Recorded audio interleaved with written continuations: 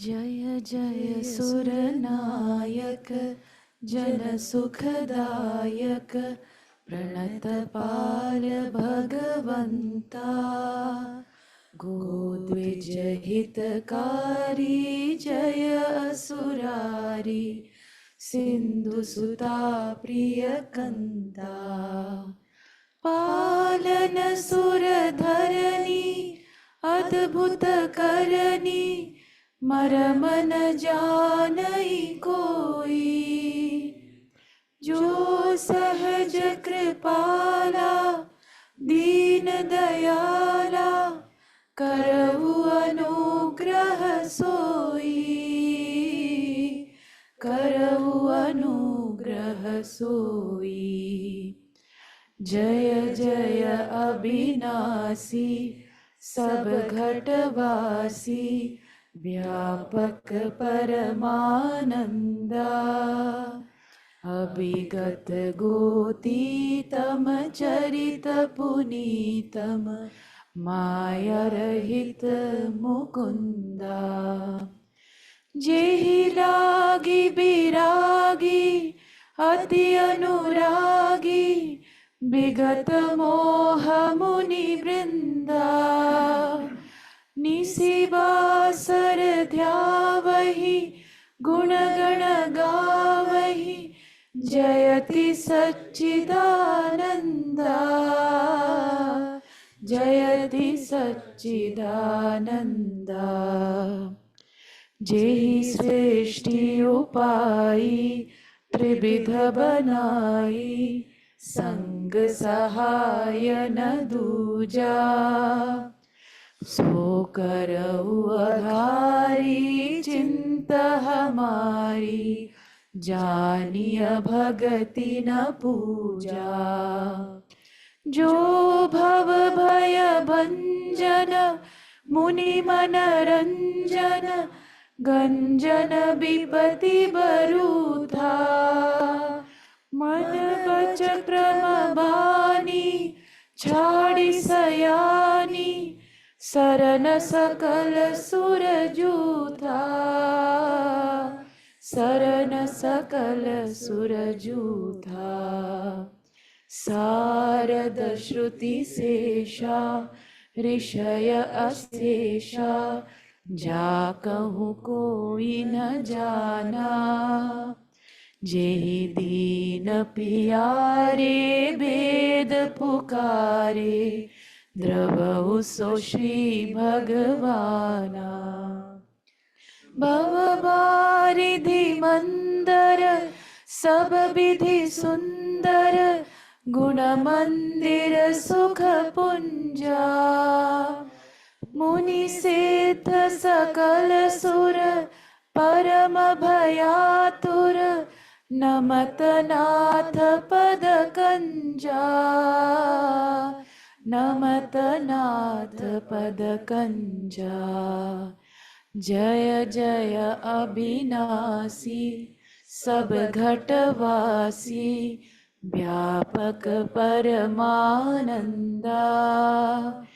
अभिगत गोतीतम चरित पुनीतम माया रहित मुकुंदा जेहि लागी बिरागी अति अनुरागी विगत मोह मुनि वृंदा निशिबासर ध्यावहि गुण गण गावहि जयति Sachchidananda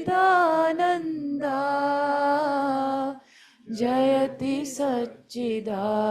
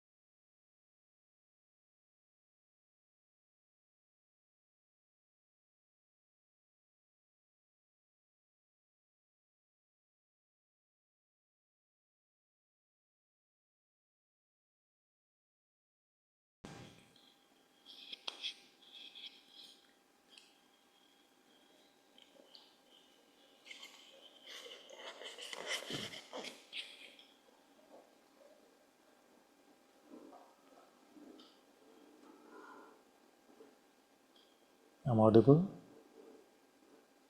Am I audible here? Check, check. Not so much. Check, check, check. It's okay.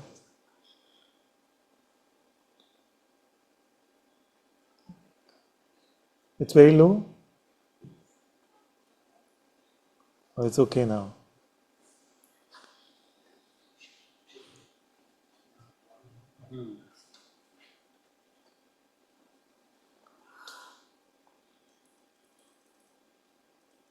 Okay, checking now. Good.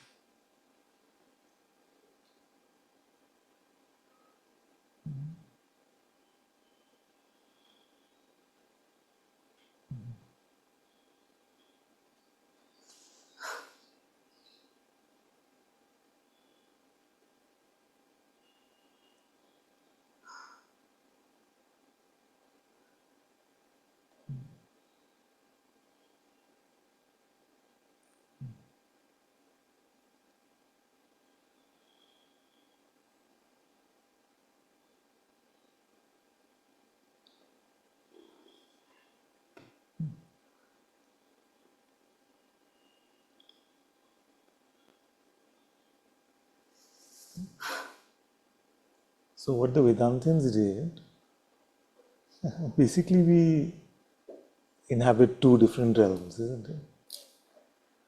We inhabit one realm where it seems like we know who we are. It seems very clear who we are. I am this body, I have this mind, and together this body-mind complex makes up what I am. I am an object within time and space. Isn't it? And then even the most egotistical one cannot deny that they have a separate life within themselves, whatever that themselves may mean. When they go within, they discover a different world, very different from what's on the outside, because who we are on the inside may not yet be clear to us, may not yet be clear to most of us. So what the Vedantins did is they said that the one of these worlds is unreal. They said that this world, which is the world of coming and going, the world of sensory perception, it is unreal. Only that which does not come and go is real. So they give us this project to find out what is that which is the unchanging reality.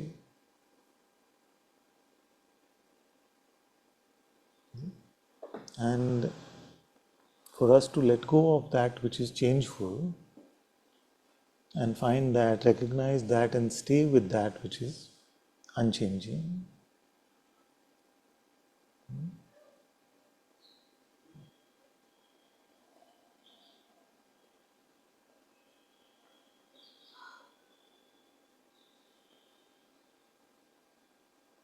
So let's contemplate the nature of our attachments and which realm do they belong to.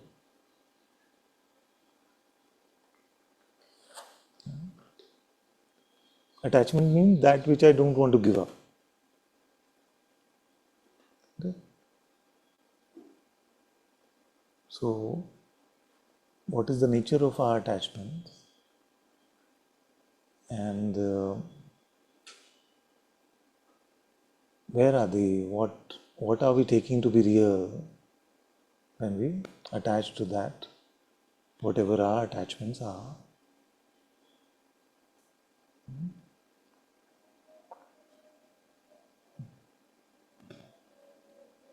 One tip for all of you is that you don't have to contemplate only after I say, let's contemplate this.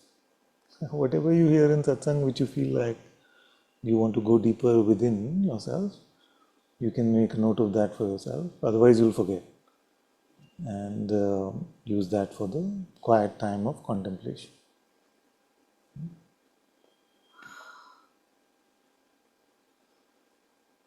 So, what is the unchanging?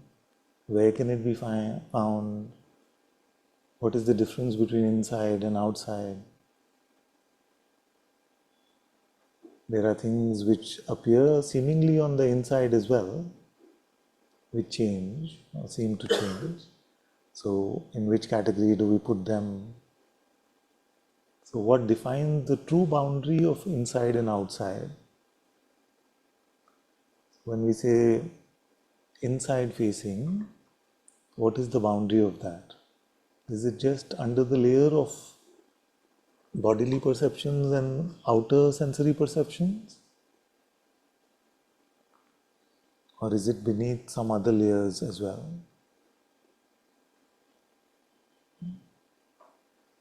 And try to meet these contemplations alive in your heart instead of rushing to any understanding or knowing, conceptual knowing.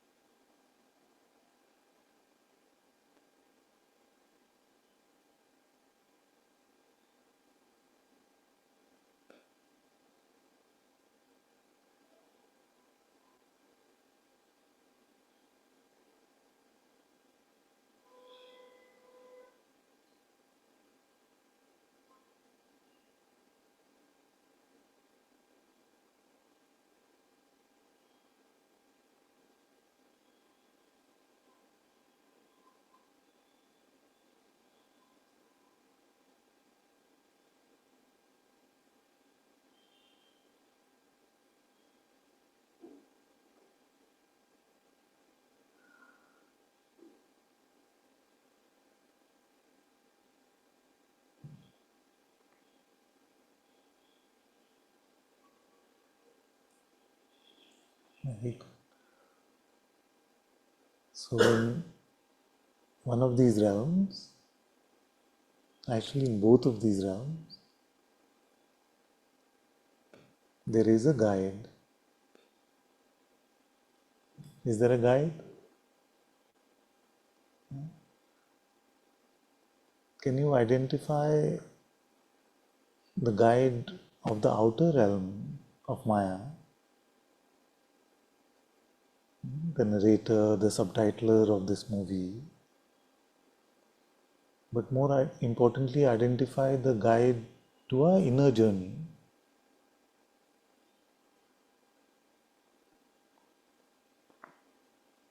Is there a voice which is qualitatively different from the voice in our heads? Is there another source of guidance which can then lead us on our inner exploration, on our inner journey?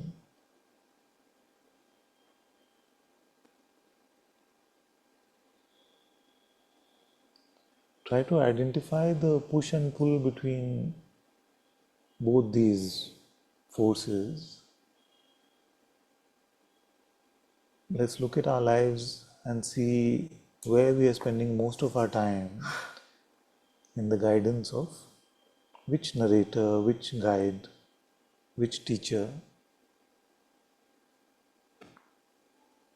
So as we look now for the next few minutes, see if you can identify both of these and the distinguishing qualities of both.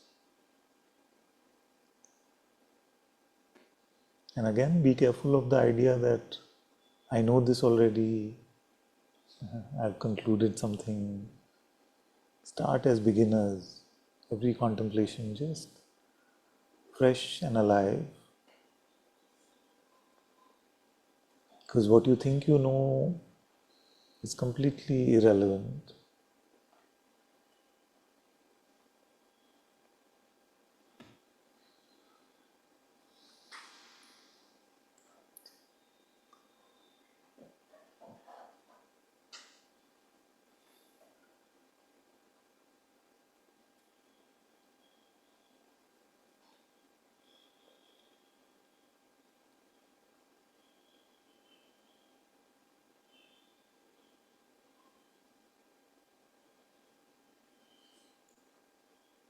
Just to get a sense of all those who are listening, how many of you feel like you conceptually know that there are two guides like this, but you can testify truly to only one or none or both?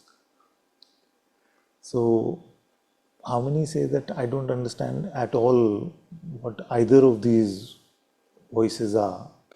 Anyone? Feels neither. I don't know what you're saying. How many of you feel that it is very clear? The one narrator, the one guide is very clear. I identify its voice. I can see it's pointing constantly. How many feel one is clear? Only one. Very good, very good. And how many feel that both these guides, the inner and the outer, are apparent to us? That we can be guided by both. How many feel both? Both? You're not thinking, no? Not thinking that you know both. It's alive. No? Very good, very good, very good. Yeah. Right.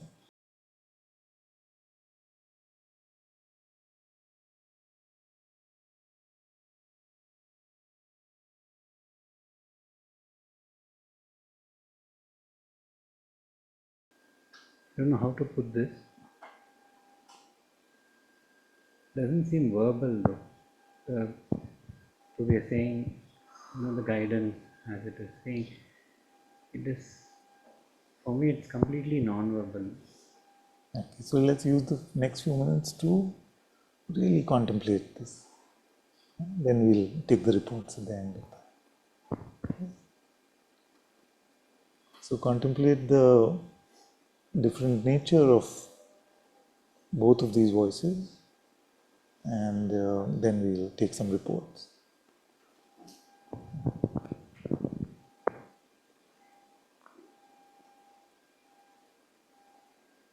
So what we may like to do is the first 5 things you hear from the outer guide, you can make a note of that to start with, and then see how the inner one is different from this one.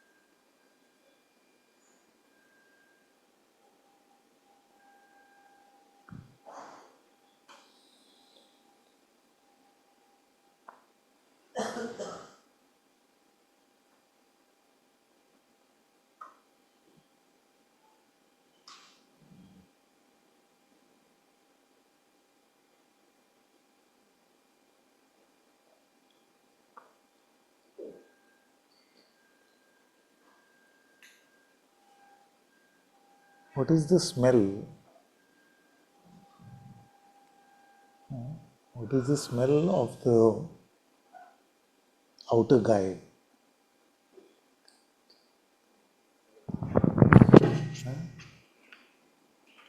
Hasty. Contemplate, contemplate.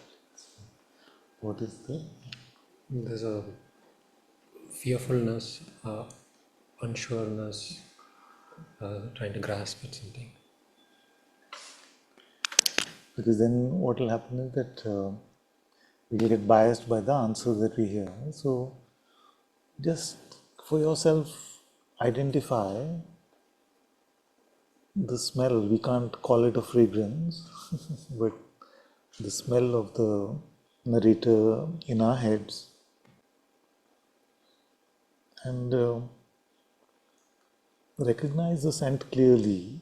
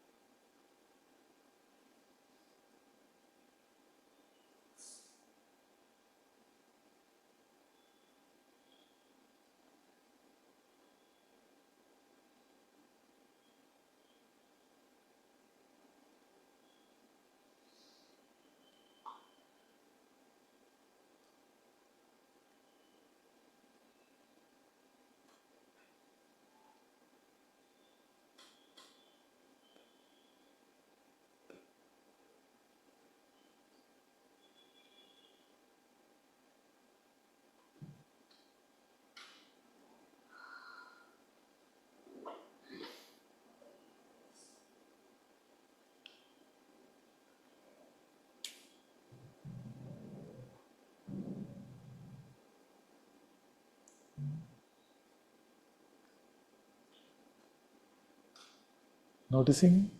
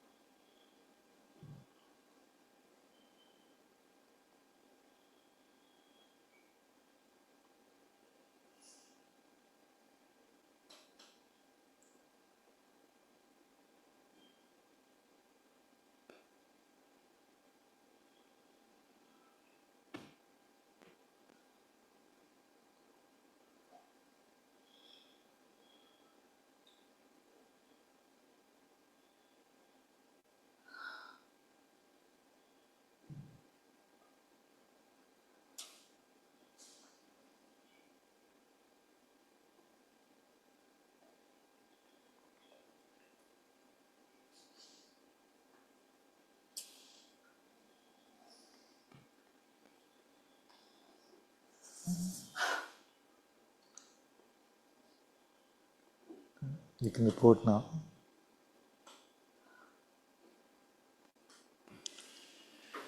This exercise is revealing how many things I've bought into for so long that now it's becoming so clear and so easily also. I mean, most of it is suggestions of something that I'm supposed to get. Closer, man. Suggestions of something that I'm supposed to get. I have to be like this. And I don't know. So there's fear around that. I don't know what to do. Fear around that. Anger and frustration. Confusion. Just a lot of unsureness and grasping at something to hold on to.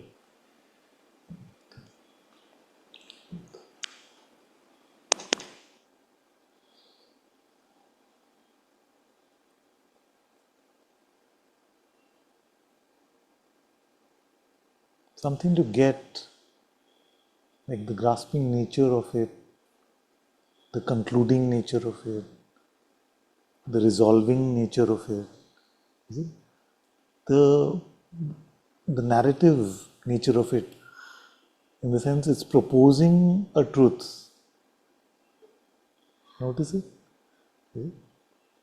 But it's not proposing in a fragrance of love, compassion, belongingness. It wants to make a conclusion of separation. And it has the stink of the absence of love, if not clearly hate.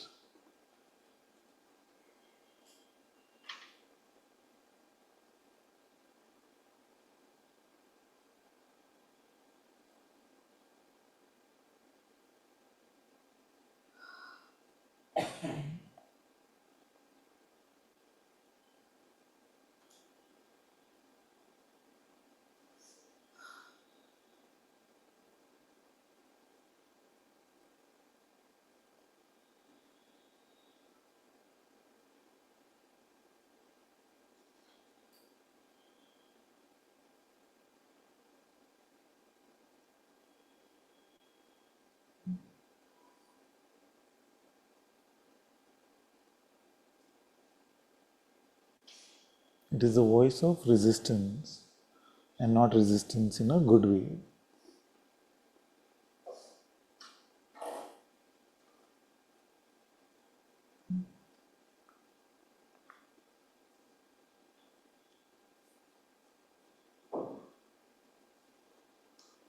Can we all notice this?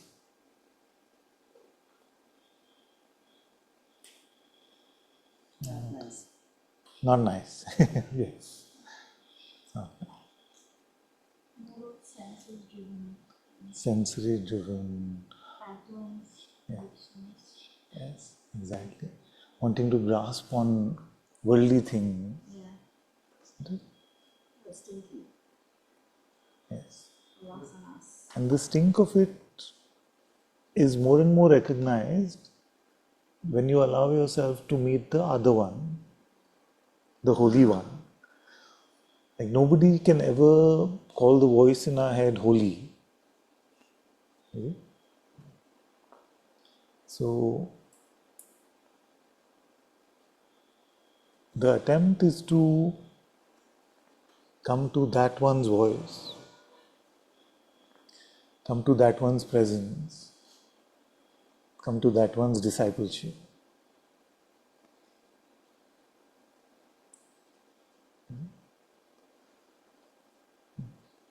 And you can't have two teachers at the same time. And this way, not in a worldly, you're not starting that debate. Just saying that we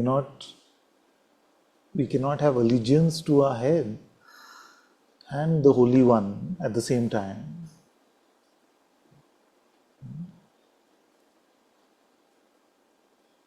So, for the next few minutes, try to remain inward facing, whether the presence of the holy place, the Holy One, is palpable or not. Allow all temptations from the narrator of the world, the subtitler of Maya, to come and go.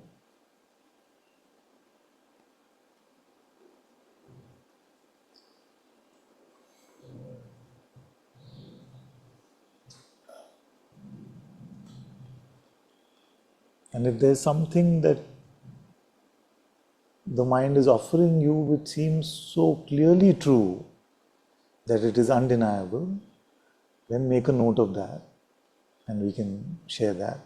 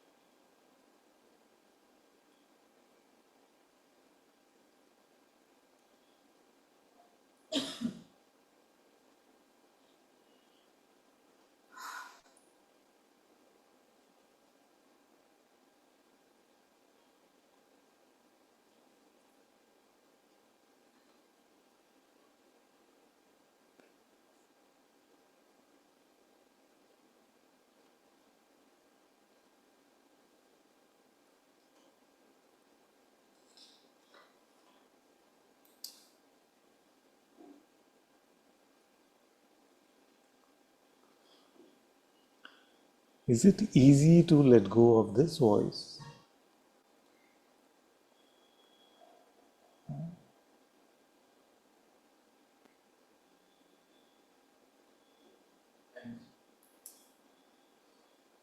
Sometimes it seems easy,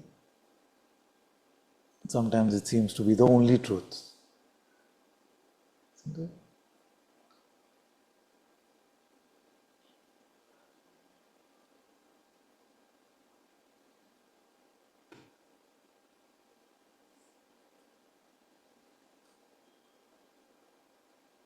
If you spent your entire life in the hypnosis or the belief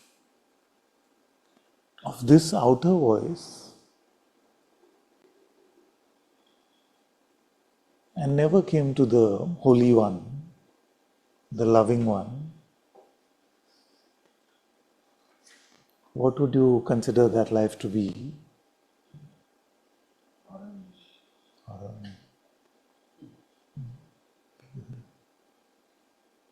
How many of us are living in that horror movie right now?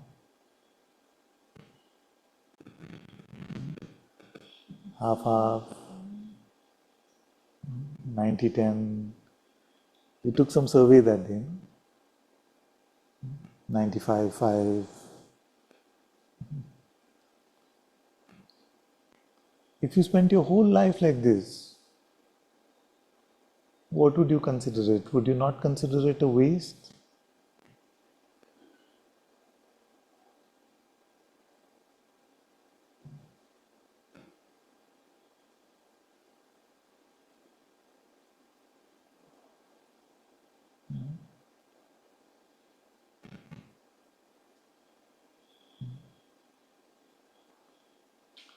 What are the reasons why your complete focus is not on the recognition and living in the presence of the inner voice, the Holy One? Contemplate this question. What are the main things that block you from your sadhana to the attempt to come to the Holy One and live in its presence?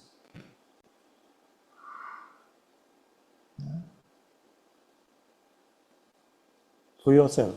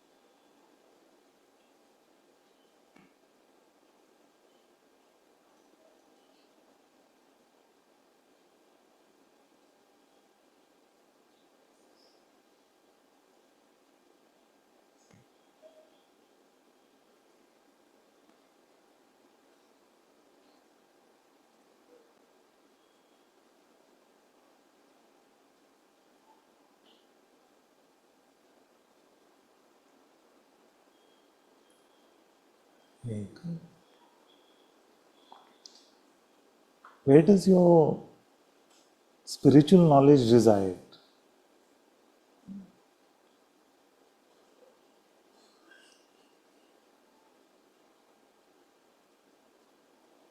in your case, what do you refer to when you are spiritual? Which voice is your guide?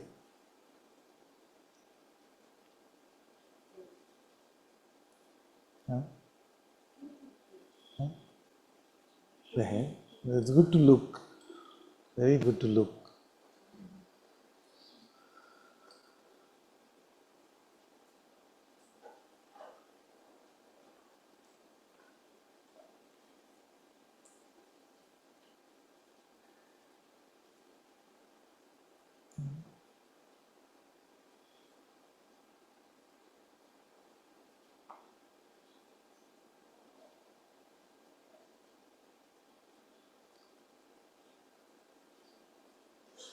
So a teacher said that to come to the end of knowledge is to come to the end of time.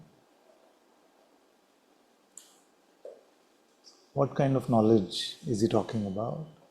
The freedom from the known is to come to true freedom.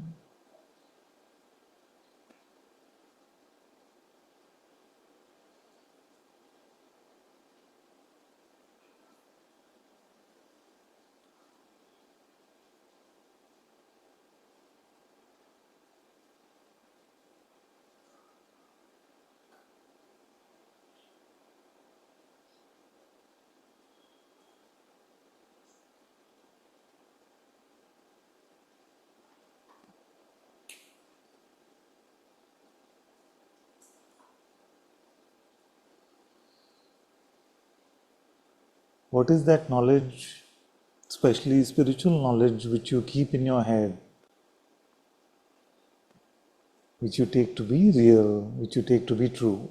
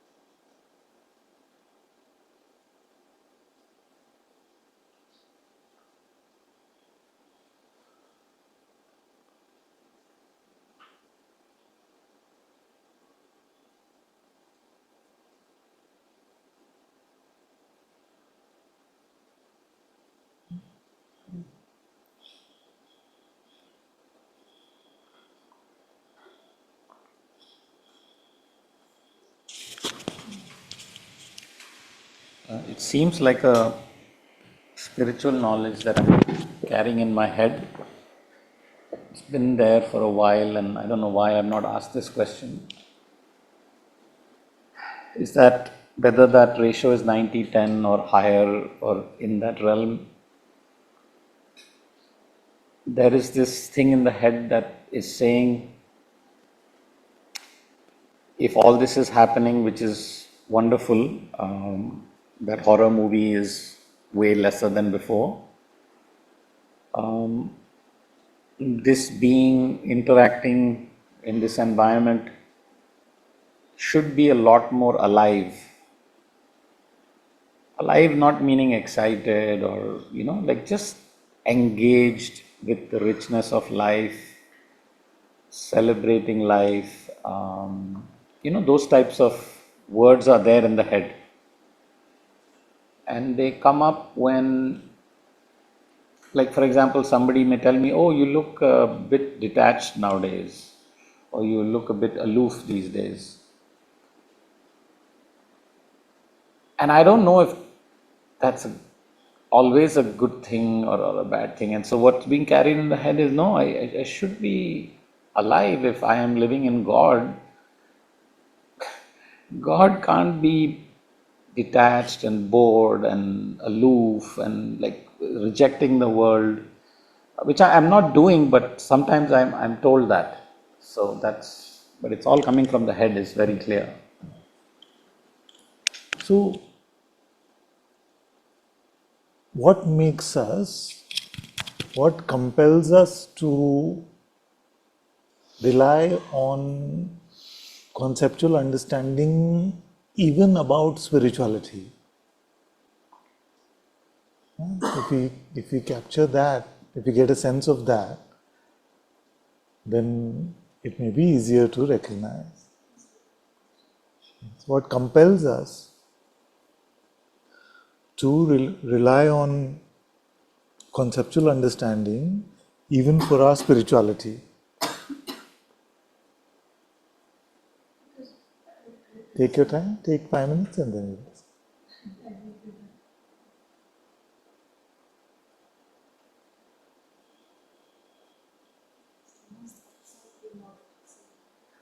Repeat. The most absolutely not.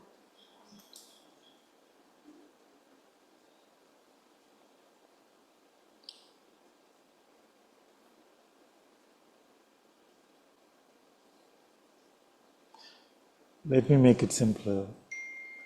Write down one thing that you know without your head.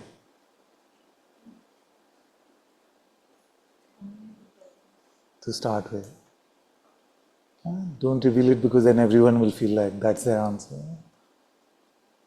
One thing that you know without your head, and this answer should not come from your head.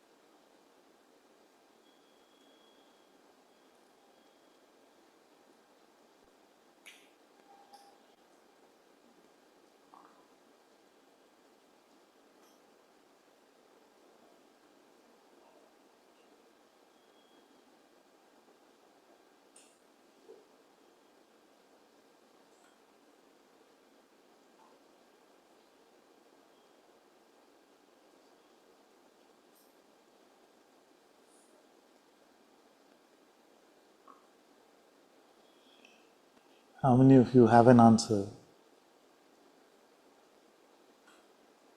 Have an answer? Have an answer? You have an answer or you want to say something? Being ahead, knowledge. Yeah.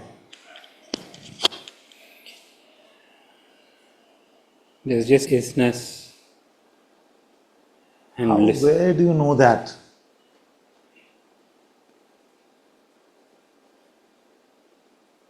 So let's look at this. That you said something very beautiful. Without using my head, there is just isness. Isn't it? So what you're saying is that without using my head, I still know that there is just isness. That is still true. So if it is still true and you know it, what is the source of that knowledge?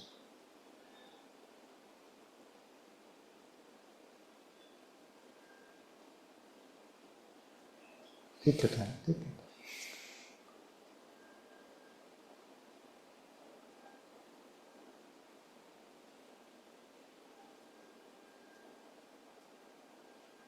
And the rest of you can continue in that exercise.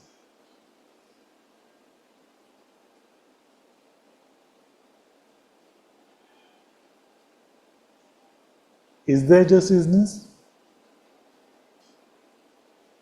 Or even isness is gone? No. Huh? I'm looking at the source of that. Yes. But is it true that there is just isness?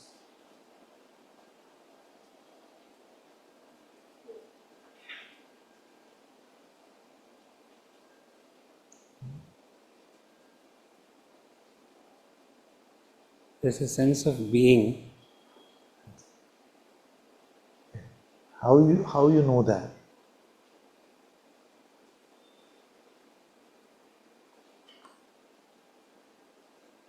because this is verbalizable, isn't it? You said that everything that I know from the inner space is actually non-verbal. Huh? And when I said, what is the one thing that you know without your head? You said that in one way or the other, you're saying that I know that I am. Isn't it? Whether we call it sense of being or presence, isness will come to in a moment. But so this knowledge is coming from where? How many are still with me in the question? Huh? Still here? How many don't understand what I'm asking? Anyone? I can repeat. Okay. So the question was, tell me one thing that you know without your head. That's clear? Yes. So that one thing, if you found that one thing, then where is that known from? If it is not from the head. And we don't have to use our head and say, I know, it's from my heart, it's intuitive. We know all the answers in our head. The attempt is to truly meet this. Where do I know about love, about being, about presence, about awareness?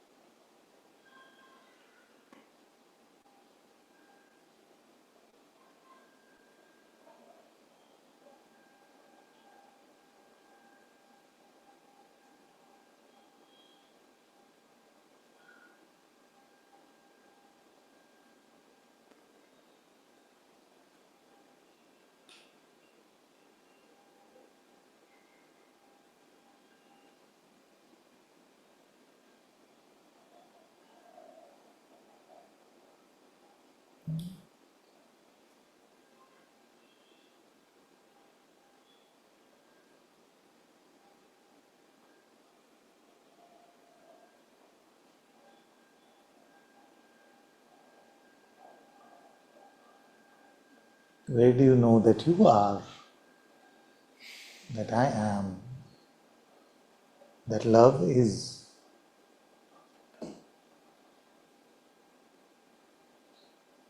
So I see God. Huh? I see no one. You see? I see God. Where do you see God? Stop the self-talk.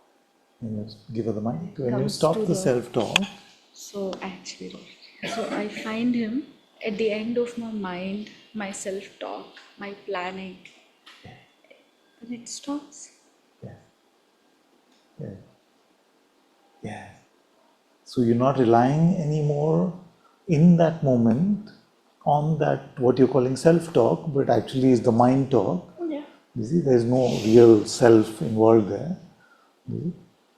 But the world calls it self-talk. So when we come to the silence of this, or the not grasping at this, then you said something very beautiful. You said you I meet said I God. see God. Yeah. You see God. And I don't meet. And I don't see me. I see God and I don't see me. Through which eyes? This is something I had to tell you, so I had to use me there. No, it's good. So I'm asking even further that I come to the end of my mind, I come to the no mind. Open and empty, no mind, prayer, whatever inquiry we want to call it. We come to that point where there is no narrative in the mind. We come to the end of the story. At this point, something very beautiful you said. You say, I see God. And in the light of God, there is no separate one, there is no me. So I want to introduce you to the eyes through which you have this seeing. Because this seeing is not like sensory, isn't it?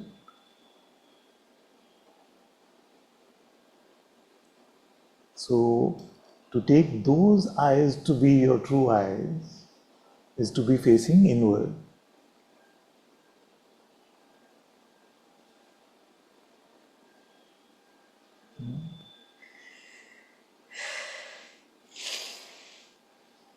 So when the sages said Antarmukhi Sada Sukhi, inward facing, always happy, inward facing, always peaceful. This is that inward facing.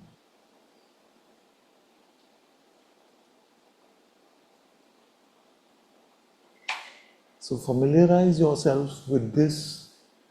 We have to use the word place,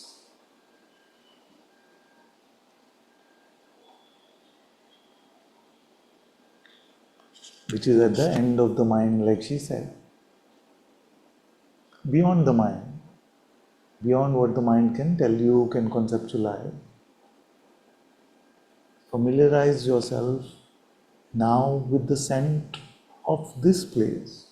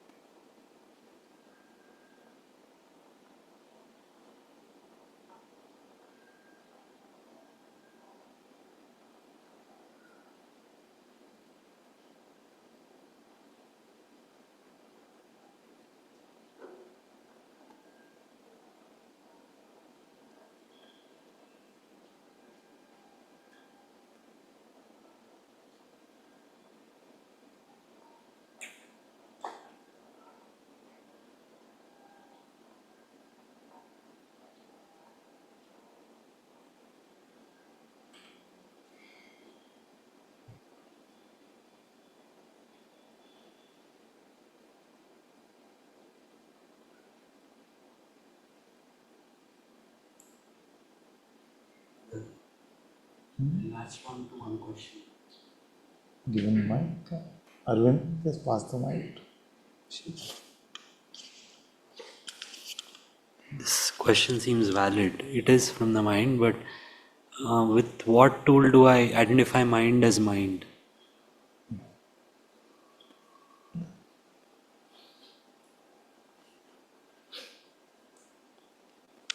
The one that can identify the presence of love, the presence of being, that also can identify the presence of mind.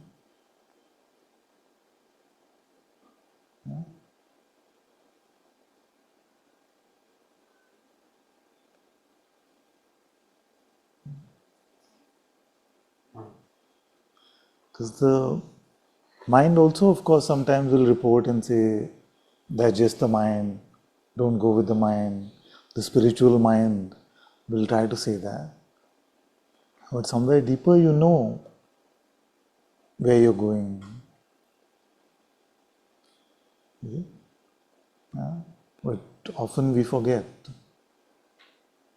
So what I want you to do is refer to those characteristics of the mind's voice, and when you notice yourself going there, just return to the holy place.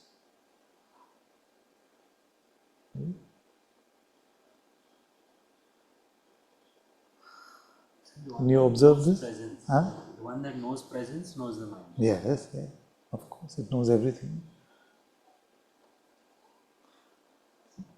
So don't go with the mind's reports on what is mind.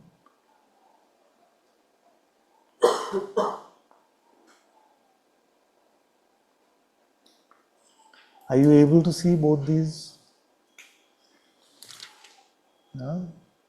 realms, both these ways of life, the push-pull of either? So are you getting a sense of what it means to be inward facing, facing the temple, the altar of God in your heart?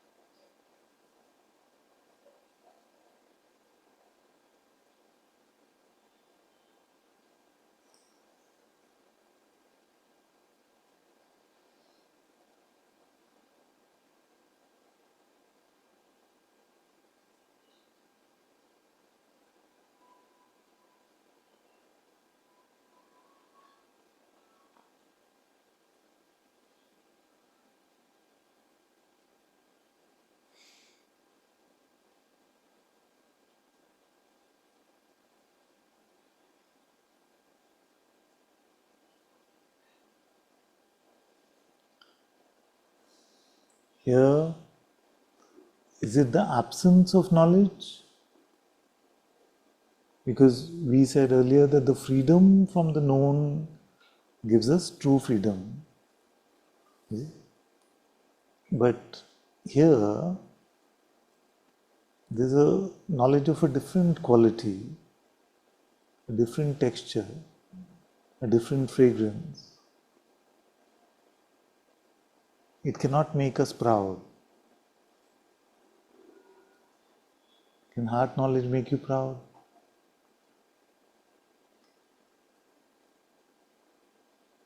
Anything you know in your head and you've concluded for yourself, even spiritual sounding, will make you proud and closed, make you think that, oh, but I already know this.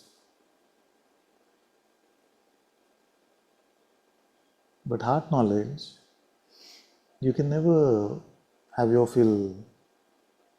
You're just sipping from a holy river, and it is the most fragrant, most full of love and light. So true knowledge, Atma Gyan, self-knowledge, comes from here. That's why the simple question that I was asking Giri was, where do you know that you are? Because if you stay where you know that you are, all that needs to be known is known to you. Because you are in the presence of God.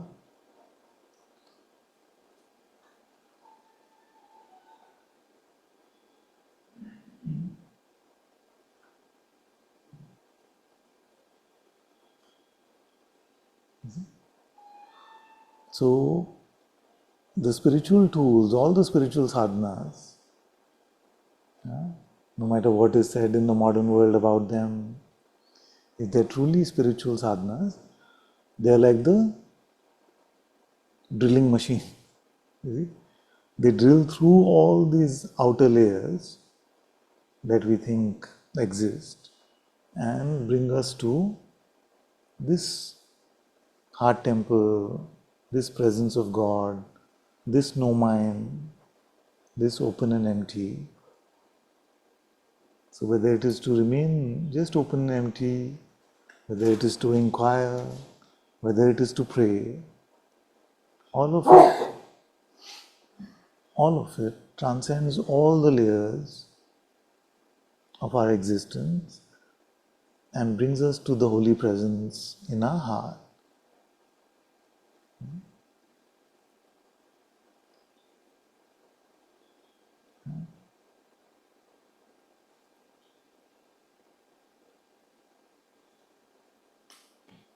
So let's spend the last few minutes, maybe another 5-6 minutes, just exploring how. Try to use your prayer or inquiry, whatever spiritual method you're following, to see how it anchors you in the true place and prevents you from going to the realm of Maya.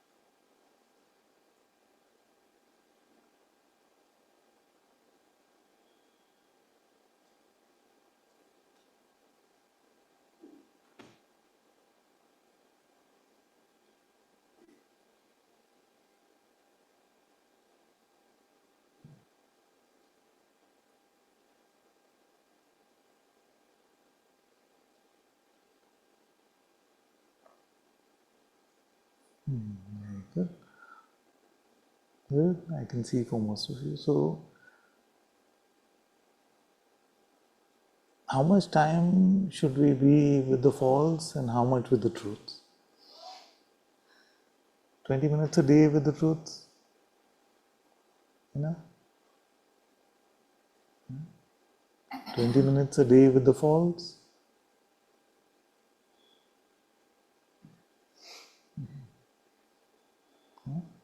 That is why the sages have told us that our prayer, this is prayer. To be inward facing is prayer, no matter which tools we are using.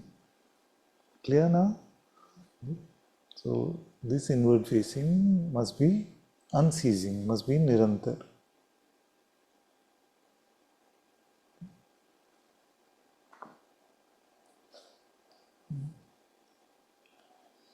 Except dropping our false stories, we don't give up on anything.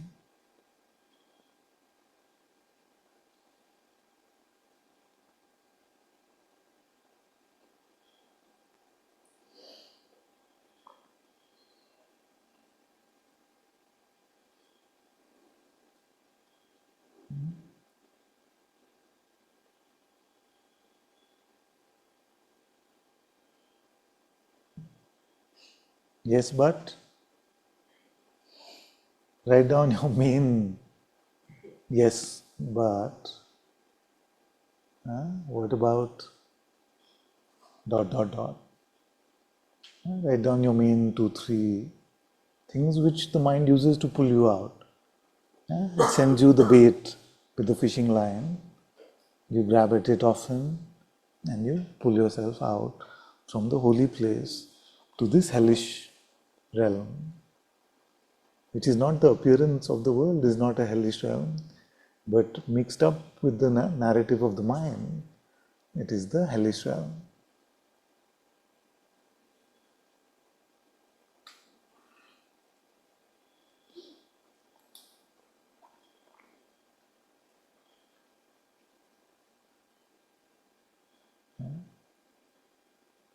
What can Maya tempt you with?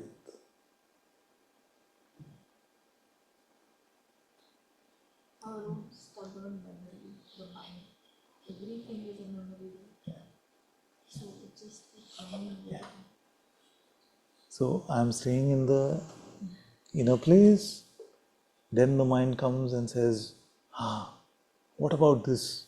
He did this or she did this. The memory, then the images come. Yeah. Notice whether any appearance of any images by themselves can pull you out, or do they have to be mixed up with the narrative? It's very important to notice that. So meet any image, don't buy into any narrative.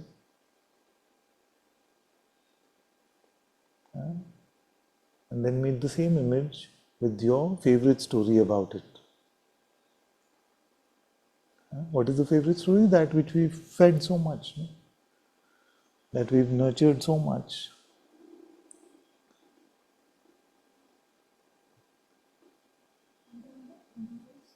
I don't follow the narration. And anger arises, which insists that, I mean, she's not very, like, has that That is more of a fear, and anger is nothing but a defense against that. Okay. So where that holy wobbliness, that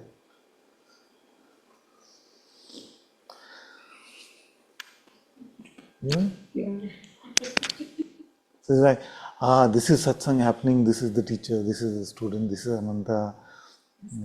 So then we feel, you see, but that is the most dangerous, because that is what buying into the false seems like. It provides a temporary seeming relief, but we have then bottled up this vastness, you see, inner and outer being one, non-separate, into a very primitive narrative.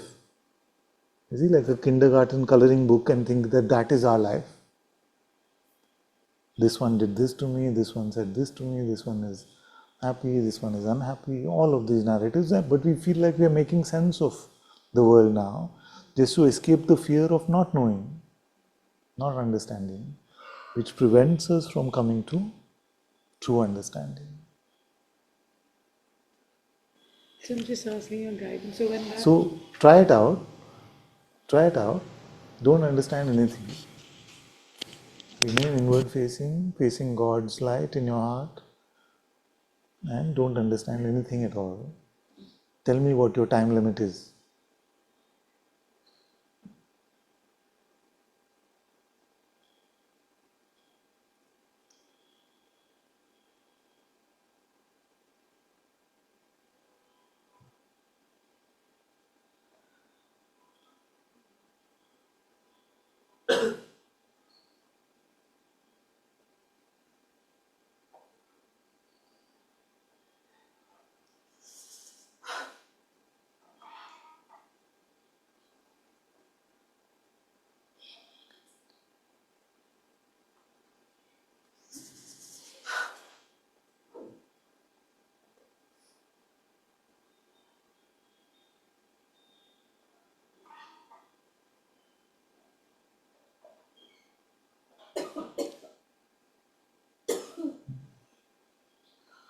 Time limit done?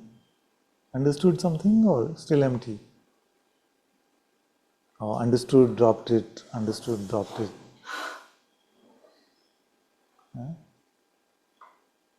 It's okay.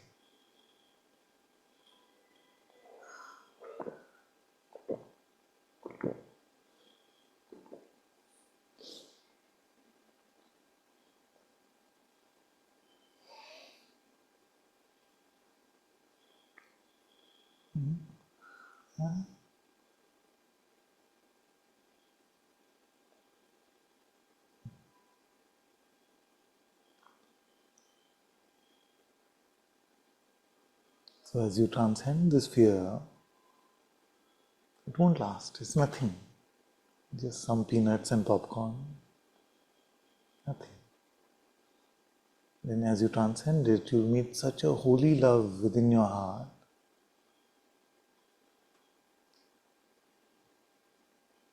The infinite love, which is not grasping.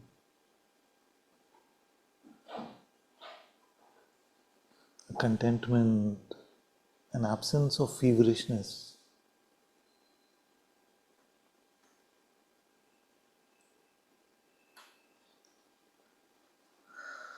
Just like this, we have to go through that like a withdrawal symptom.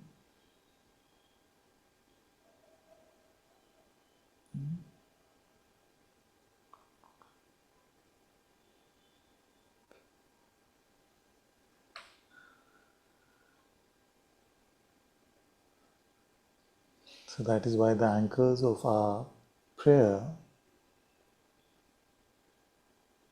then take care of all of this. See, it reads up our mind. It dissolves everything in the prayer, in the inquiry, in the love. Just eats it up.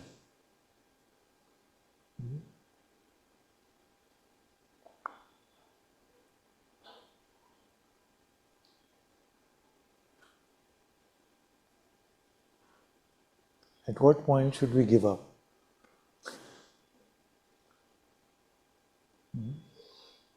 What is the right point to give up? It's like too much fear, too much wobbliness for how many minutes, days, hours, weeks?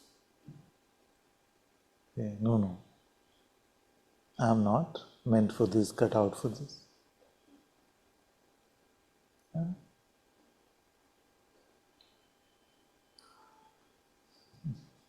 At what point should we give up? Okay, at what point do we give up? In how many seconds, minutes, hours do we give up? We give up on God in return for a narrative, in return for a story. How long does it take? On average. So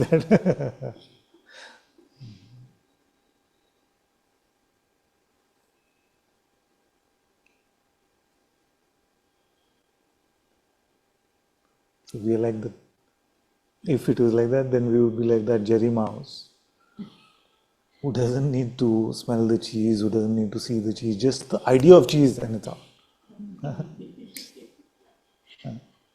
It's in Tom's hands. Just with the idea of cheese. So this, if you take Tom to be the representative of hell, which is our hellish life when lived in Maya, is it? So what does it take? Just he sends the idea of cheese to us. Doesn't need to lay a trap. Doesn't need to. The cheese doesn't have to be smelled and tempt us. Nothing. Just. Again, that's the mind. That's the mind. Exactly. That's the mind. And this temptation is not at all fragrant. When you noticed how you are, when you're consuming the mind, have you noticed the quality of that? We had that exercise, that write down what is the smell of that, the stink of that.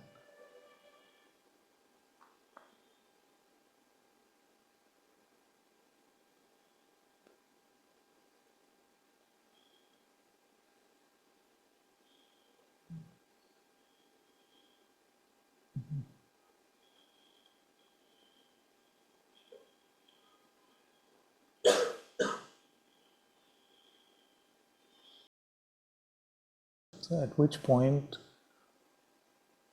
do we come to that we feel like, okay, now enough, in satsang also? Yeah.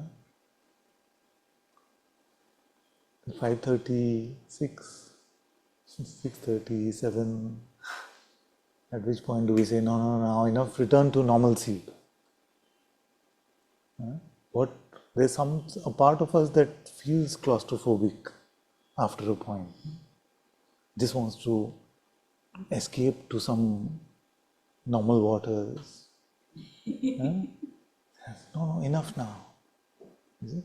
But it is the mind, definitely. Is it? But we fall for it. You see? When we buy into the temptation saying, okay, good enough for today, I've learnt enough. You see? I know what to do now, it's in my book. Let me just indulge in the mind again. So notice this, when this resistance starts to come in the form of boredom, in the form of absence of attention, whatever form it takes.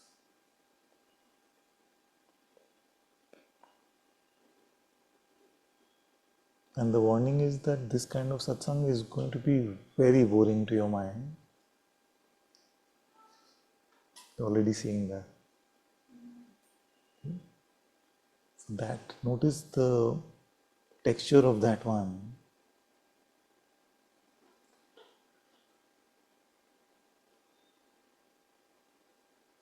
And don't fall for its tricks.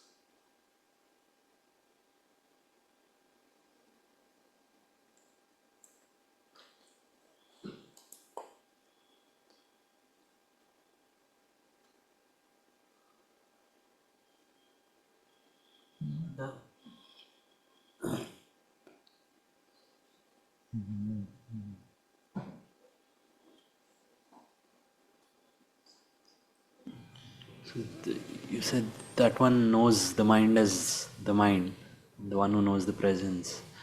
This tricking, how does that happen? What happens to it? Why can't it identify? Yeah.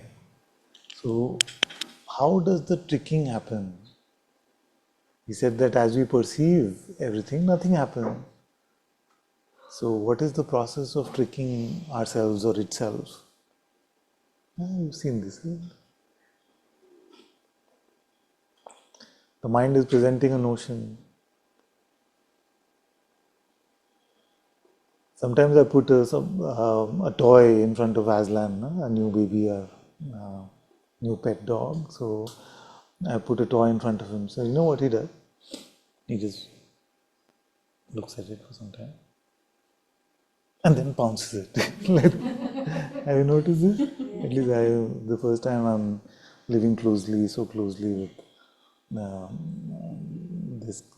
this kind of being. So I noticed this characteristic. You see?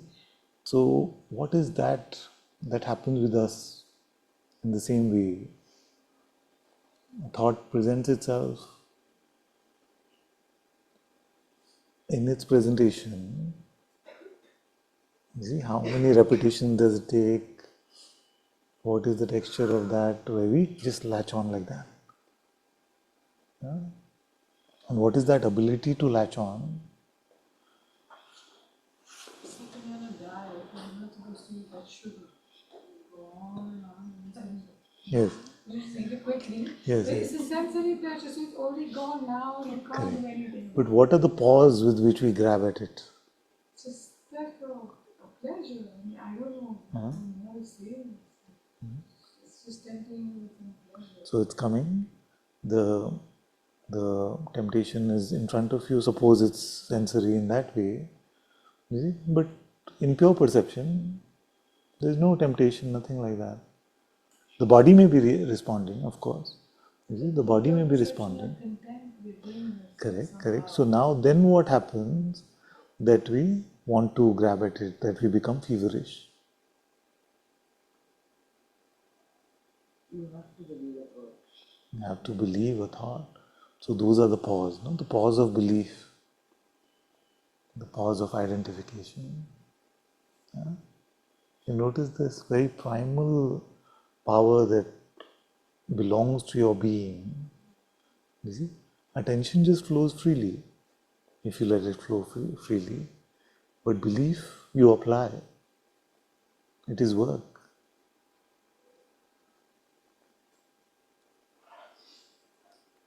Isn't there that loss of that ability to identify the mind as mind when you do that? Or is it, it's not? As mind in the sense that you don't have to label it the mind. Maybe that ability is gone. Or in the moment when you're empty, you're not calling the mind, but you still know the mind. Just like you know the presence. You know sight, you know hearing. But you don't have to use the word sight, hearing, taste, touch, smell.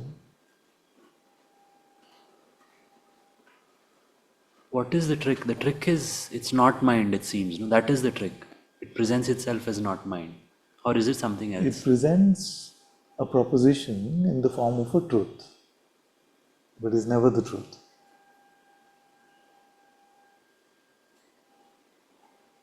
Just contemplate this for a few minutes and then we read. It presents a proposition in the form of the truth, but it is actually never the truth.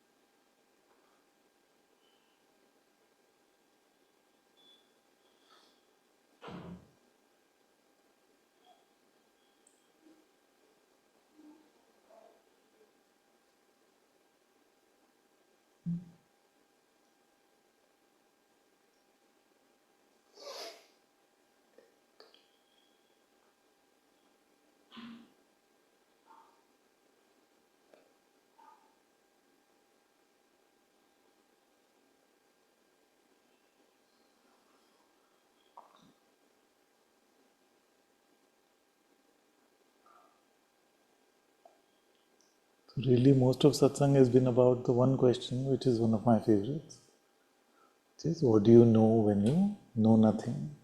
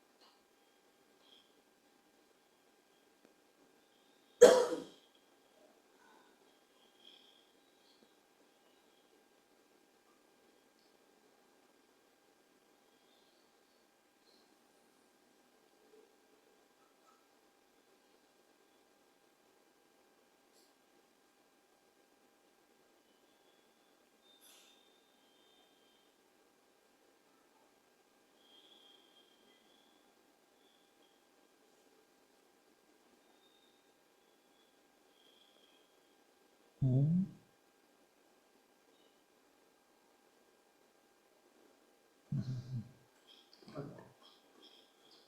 Yeah.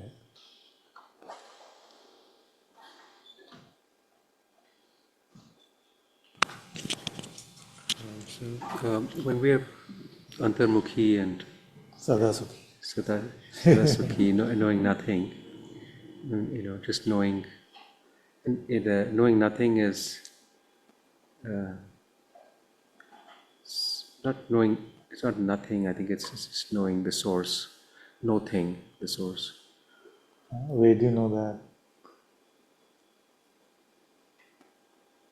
There only. Huh? There, that. Where do you know it be? Just know it. It's not a thought, it's just, you know that everything is appearing in there.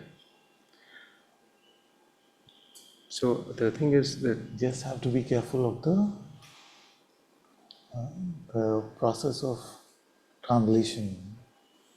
Are you all noticing that? That how heart inside is just mostly ineffable, can't really convey. And yet in satsang we attempt to convey, but the attempt to convey must be fully led by the heart itself. Because if the attempt to convey becomes intellectual, then again it takes on the shape of the spiritual knowledge, spiritual understanding. So just, you're all doing well, just allow yourself to remain there. And if anything has to come from there, let it come. Huh? Don't dip into it, say, this is water molecule, this is what it looks like, it's hydrogen, oxygen, all this stuff. Yeah? If that is just happening from your heart organically, it is fine.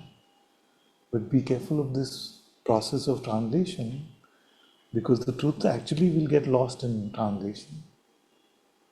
Although the words may ring true still, but the fragrance will go missing. You all trying this? You all trying? And it only needs a deepening of faith, because it is very scary for us to look foolish, to not know in which way we are articulating, what are we going to say next. So we rely on our ability to conceptualize to keep us safe in that way. Instead of that, just let go. Allow it to be truly heartfelt. This is very, very different from many people who say, oh, I just let go and I just speak whatever comes to me. It may be the opposite of that actually. So it is not that. It is not spontaneity in that way. It is fully soaked in love, fully soaked in presence, very, very heartfelt. Like that. Okay? So meet everything from here and share everything from here.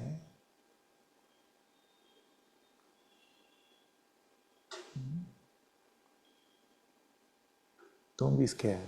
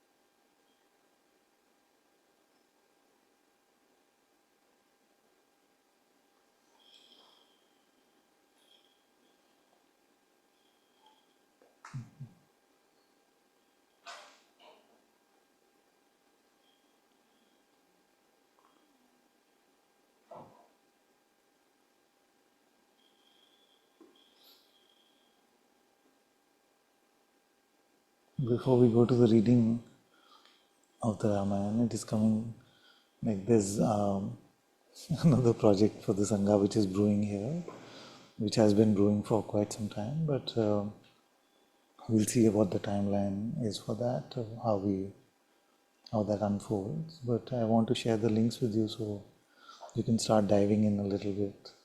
Maybe I'll give you a bit of a taste.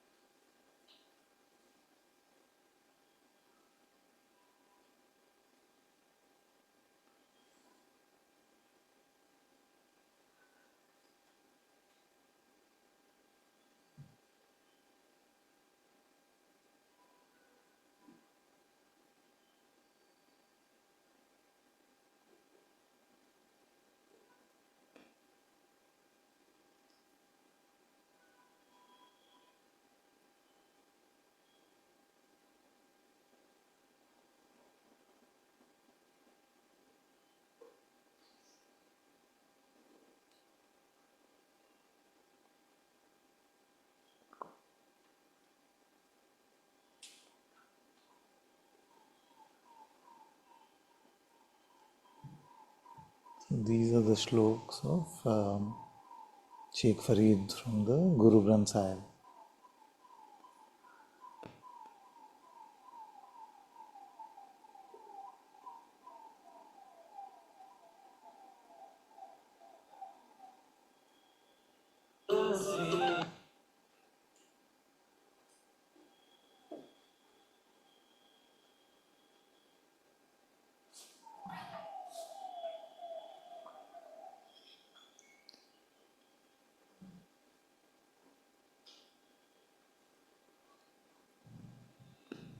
this is a nice rendition because it has translation as well.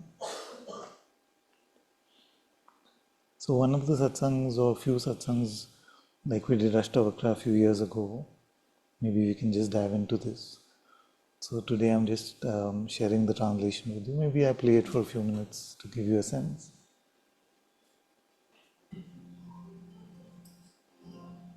Salok Sheikh Farid pe Kaun ka Satgur Prasad Chit Dihare Tanvani Sahe Main Dikhaye Malik Jakani Sunila Dekha Gaya Dekha Gaya Parita Dar Darvesi Gatli Challa Duniya Pat Bani Uthai Kot Di Jithe Banja Kat Jithe Banja Kat Parita Je Jana Tit Tod De Samal Buk Khari Je Jana Soho Nandra Thoda Maan Kari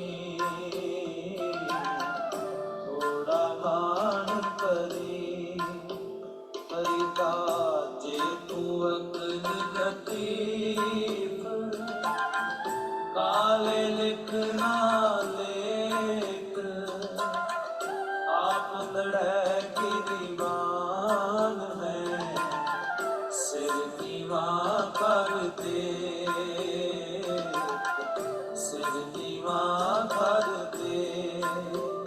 परिता जो ते मारन मुकिया बिना न मारे तुम आप लड़े कर जाए पैर तिना दे चुम पैर तिना दे चुम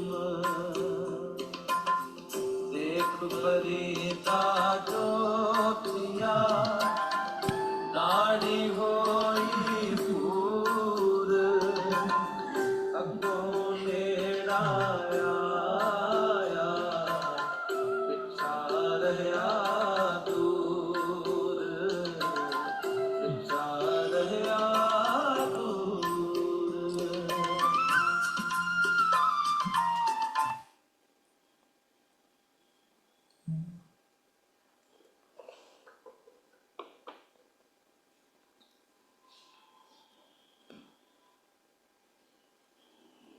So these are the words of the holy sage Sheikh Farid ji, and it's beautiful that where we find these words in the Sikh Granth of the Guru Granth Sahib. So it just tells you about how beautiful all sages, all seekers of God were considered at one point, where these boundaries of religion, etc., didn't apply. And such a beautiful sheikh, which you would call him from the Sufi tradition or the religion of Islam, is found. All his words, at least in India, are found in the Sikh holy scripture called the Guru Granth Sahib Ji. But all of them are just sung in 16 minutes. So maybe one satsang we can just go through all and contemplate deeply. They're very, very beautiful.